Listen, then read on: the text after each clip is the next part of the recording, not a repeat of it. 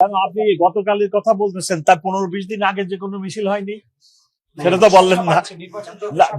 গতকালকে অ্যারেস্ট আছে আপনি বলছেন, তার আগে 15 কি 20 দিন ধরে কোনো মিছিলই ছিল না। ওনারা এই লোকগুলা ঢাকার বিভিন্ন দেশের বিভিন্ন শহর থেকে নাইট কোচে আসে, নাইট কোচে আসে কোনো এক জায়গায় দাঁড়ায় একটা ব্যানার পকেটে রাখে, একটু বের করে হাফ মিনিট বা 1 মিনিট ব্যানারটা একটা ভিডিও করে ফেসবুকে দিয়ে দেয়। আর সবাই মনে করে যে বোধহয় একেবারে কি মিছিল টিছিল হয়ে গেল। এখন সোশ্যাল মিডিয়ার এই যুগে এখন আপনারা তো এটা দেখবেনই, এগুলো সোশ্যাল মিডিয়া এত সো স্ট্রং আপনারা, যে আসলে কোথাও কিছু একটা হলেই তো এটা খুবই ভাইরাল হয়ে যাচ্ছে।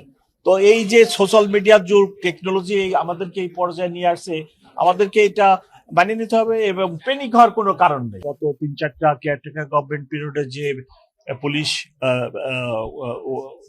ট্রেন্ড ছিল, পোলিং সেন্টার গুলোতে কিভাবে দায়িত্ব পালন করতে হবে নিরপেক্ষভাবে, এগুলো বুঝতো, জানতো।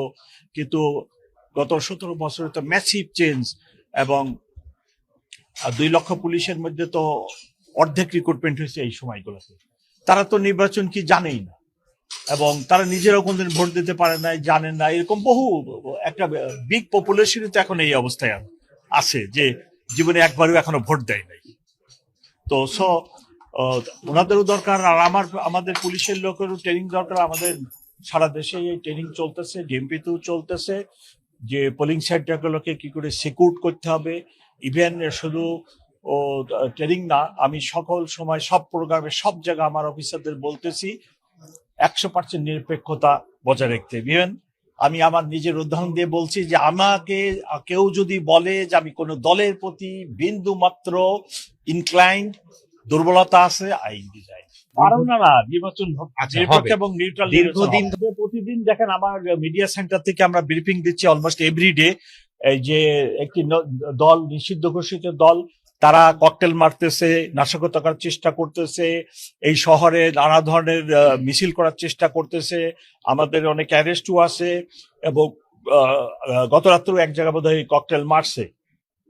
তা আমরা সর্বাধিক দিয়ে সব সময় ভিজিলেন্ট আছি শহরে, যাতে কোনো নাশকতামূলক কর্মকাণ্ড না হয়। এবং আমি আশা করি যে দেশ নির্বাচনমুখী হয়ে গেছে, এবং আগামী মাসে নভেম্বরে দেখবেন যে আরো নির্বাচনমুখী হয়ে গেছে।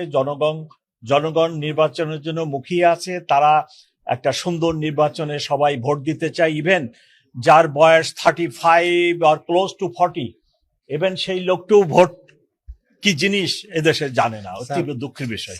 এবং আমরা চেষ্টা করতেছি একটা নিরপেক্ষ সুন্দর নির্বাচন হবে, আপনারা দেখবেন।